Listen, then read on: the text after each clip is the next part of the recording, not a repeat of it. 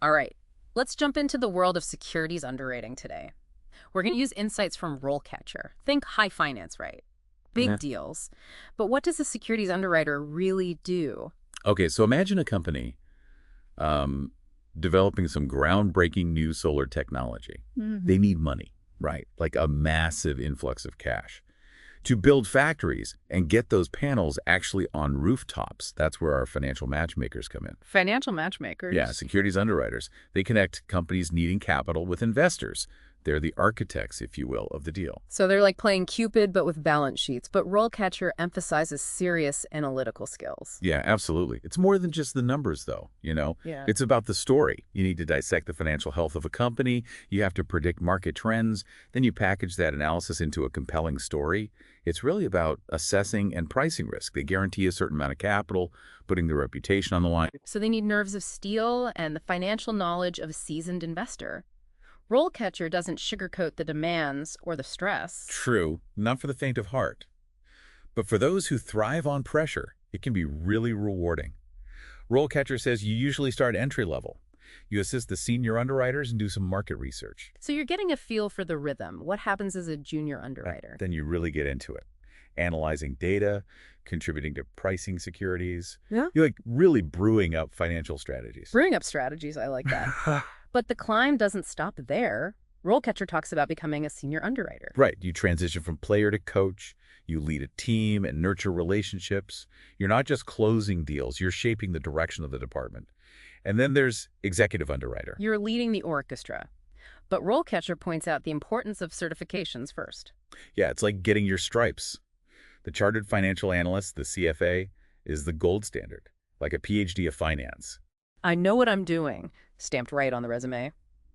RoleCatcher mentions others too, like the financial risk manager and the certified investment banking professional. So specialized knowledge is key. It really is. These certifications give you an edge and build your skills. You make yourself indispensable. And it's not just about those certifications either.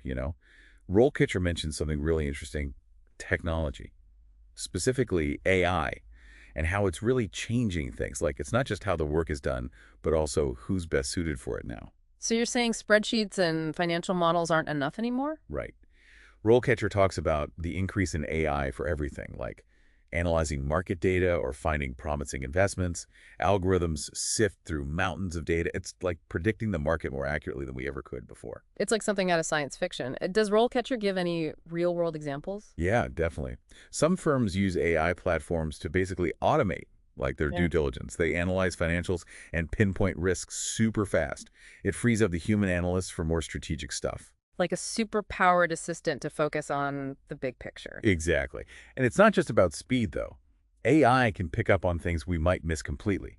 Mm. Hidden patterns, Yeah. that can mean a huge opportunity or a red flag. Wow. But there's got to be a challenge to all this, right? Learning financial models is one thing, but mastering AI tools on top of that. You're right. There's a learning curve. RoleCatcher really stresses continuous learning, professional development. Look for courses in things like data science, machine learning, anything AI and finance, really. So on top of traditional qualifications, aspiring underwriters need to learn Python and algorithms. It's becoming more and more essential. It's not all tech, though. RoleCatcher's clear about that. Those soft skills, communication, interpersonal skills are still super important. Even with algorithms, human connections win out. It's about trust in the end. Securities underwriting is about persuading investors, guiding companies through complicated stuff. No algorithm can replace that. That's good to know. But I'd imagine those interactions are different now than, say, 10 years ago. How's the work environment described? RoleCatcher describes it as fast-paced, very dynamic. Tech is everywhere. Think like sleek offices, right? State-of-the-art platforms, meetings are virtual, international, and there's data streaming constantly. So not the stereotypical yelling on the trading floor. Yeah. And while the excitement's there, the pressure too, especially when closing deals, tech has changed the feel. But all that tech doesn't mean you're chained to the desk 24/7, right? What about work-life balance? Good question. RoleCatcher admits long hours are normal, especially with big deals coming up. But there's a trend toward remote work and flexible schedules. So there's hope for work-life balance, even in high finance. Seems like it. RoleCatcher does emphasize those demands usually come with, substantial financial rewards, high earning potential. A nice perk. But beyond that, what else motivates people in this field? It's the feeling of accomplishment, according to RoleCatcher, guiding a company through something big, playing a part in their growth. Plus, there's the intellectual challenge, constantly analyzing, being on the cutting edge of finance, It's a career that really makes you think, keeps you on your toes. for sure. And you're part of major deals, you see your impact firsthand.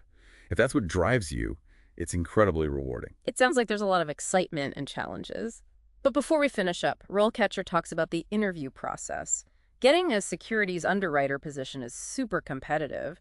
What do they say about navigating those interviews? Well, preparation is key. It's not just knowing your financial stuff, though. You really need to understand the specific role, each one. You tailor your answers to show you get their business, their clients, the whole landscape. So no more generic answers. Right. It's about showing genuine interest, proving your skills fit their challenges. RoleCatcher actually has some cool advice for this. Really? So they say, go beyond the resume, right? Don't just recite it.